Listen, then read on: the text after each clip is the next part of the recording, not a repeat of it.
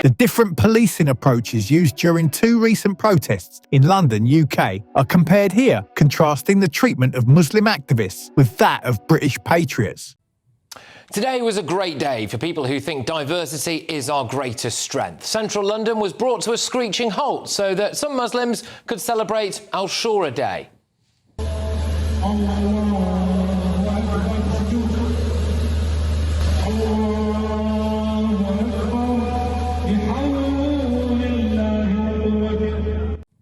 So the Metropolitan Police decided to close several major roads so a procession could march through the capital. They said officers are present to minimise disruption and deal with any incidents. OK, incidents like this?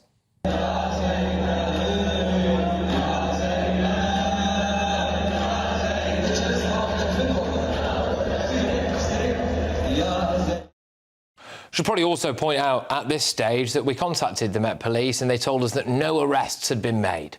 There appears to be quite a stark contrast here to how police sought to deal with people wanting to watch England play in the Euros final. They issued an antisocial behaviour order throughout the whole of the borough of Westminster, a huge area, which meant that groups of people gathering and drinking could essentially be arrested. So, just so we are clear, this stuff would be bad in Britain.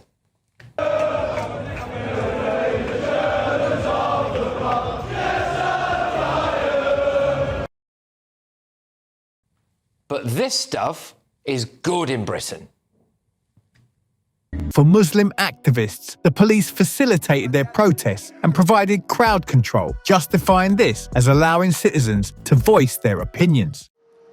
But we've never had this kind of racism and violence. It's hard to understand.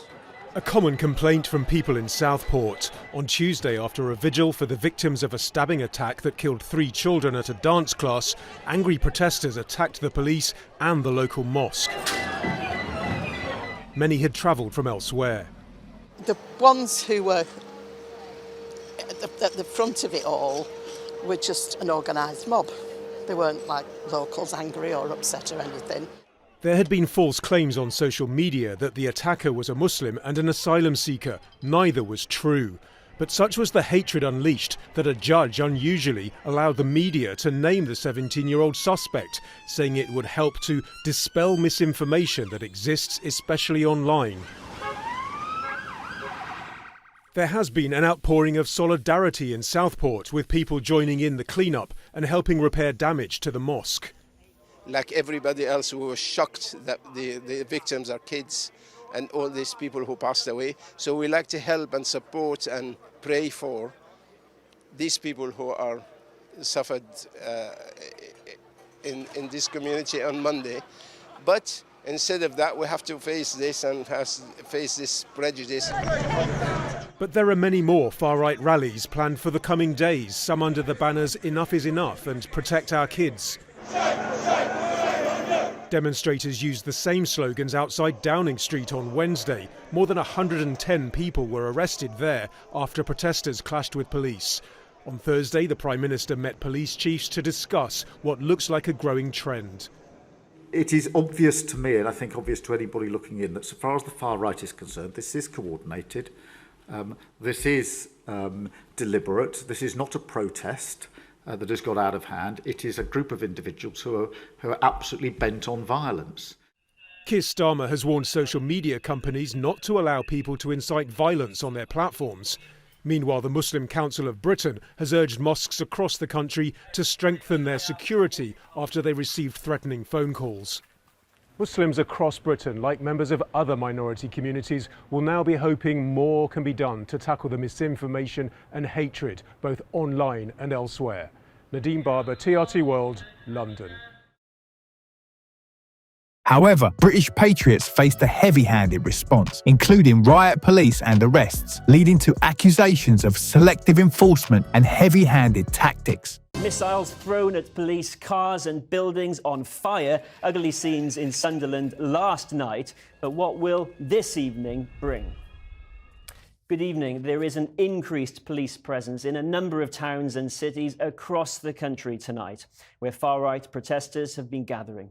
In some places, dispersal notices or increased stop and search powers are in place to tackle antisocial behaviour, while a number of police officers have been injured in Liverpool and Hull, and there have been incidents this afternoon in Manchester, Stoke, Nottingham and Belfast.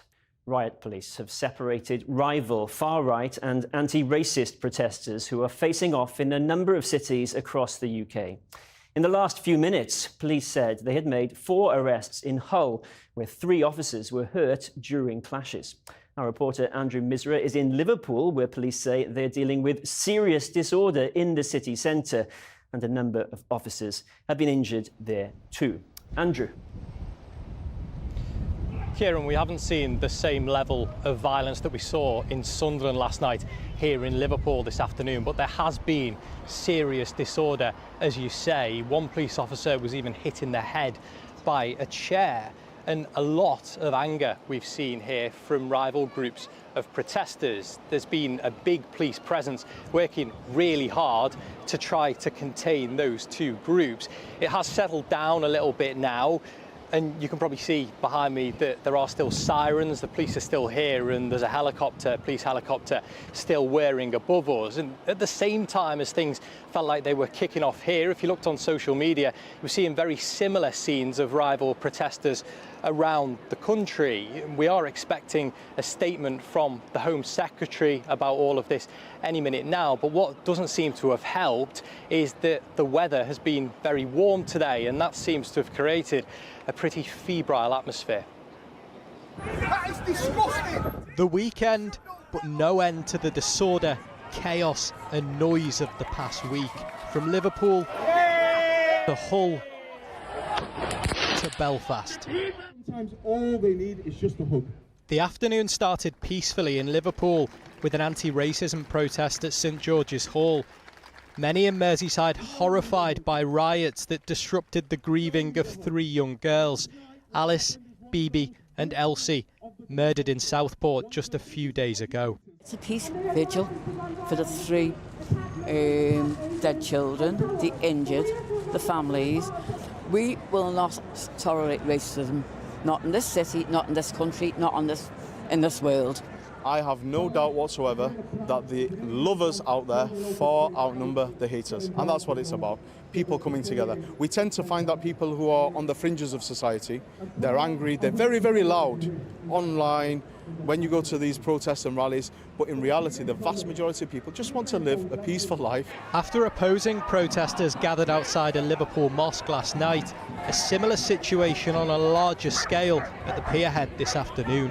There are hundreds of protesters here either side of a long line of police. On the far side we've heard Islamophobic chants and shouts in favour of Tommy Robinson. On this side, chants against fascism and in favour of refugees. This was mostly non-violent, unlike Sunderland last night, where people were out to cause trouble. Faces hidden, intent clear. bricks thrown at riot police outside a mosque, cars and buildings burned, officers attacked, scenes. Acknowledging the complexity of both situations is important. Muslim activists may protest against discrimination, Islamophobia, or foreign policy, while British patriots might be concerned about immigration, national identity, or economic inequality.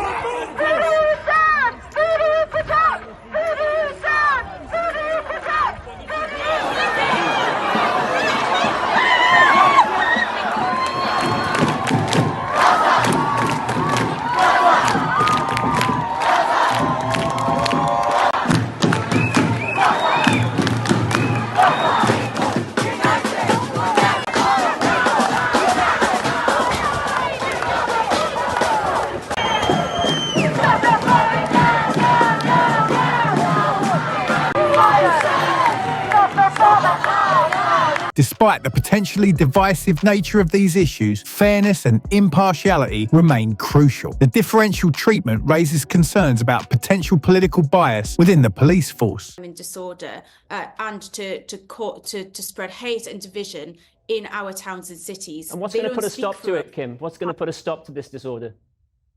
Well, we've seen a very strong police response, certainly in Sunderland, and I'm very grateful to Northumbria Police for that. They continue to make arrests today, and I want these people to face the full force of the law.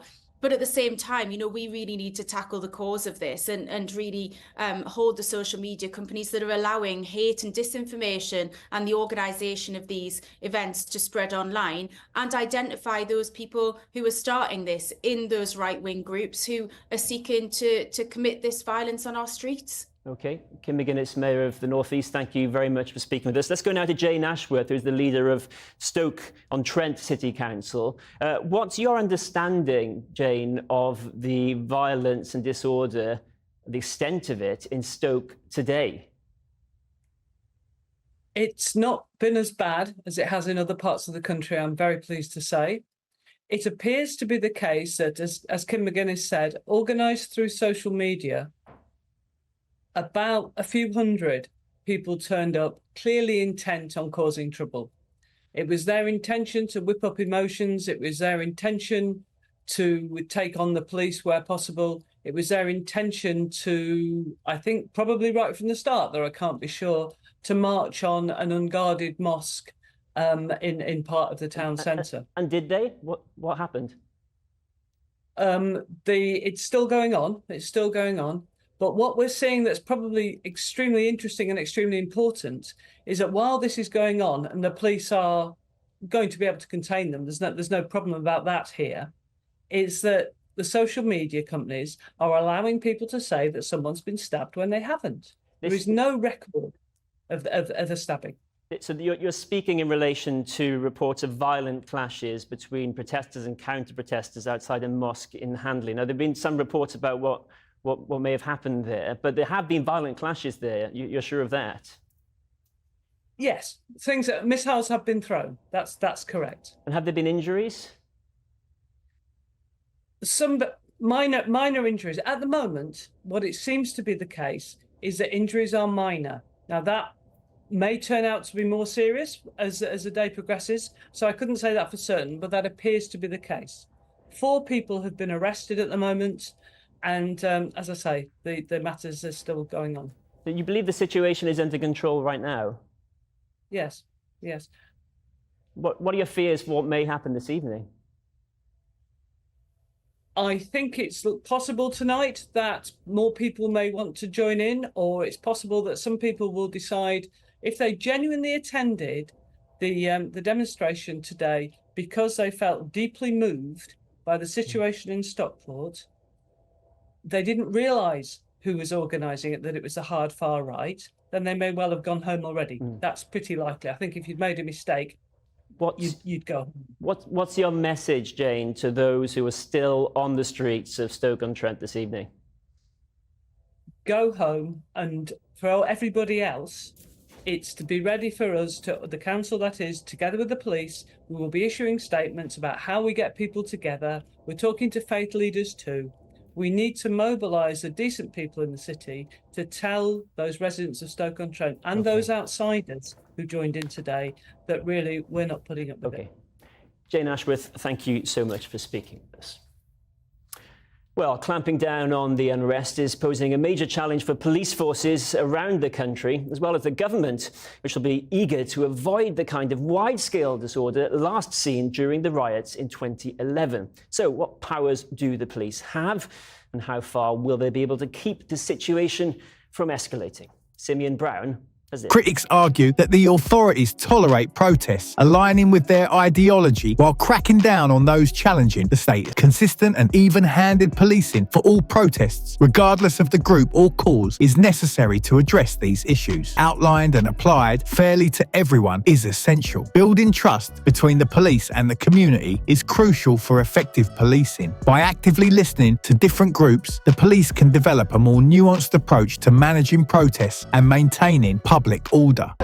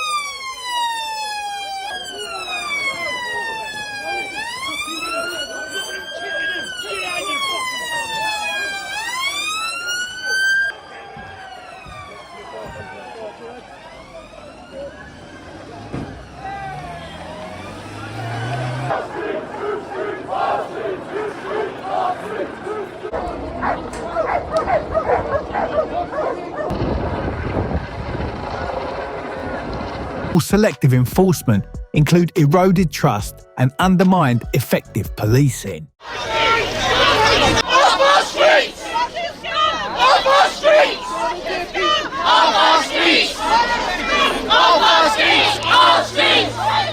Our streets! Our streets! Our streets! Our streets! Just keep your hands where they are. Look. Don't say anything, no comments. Your priority, right?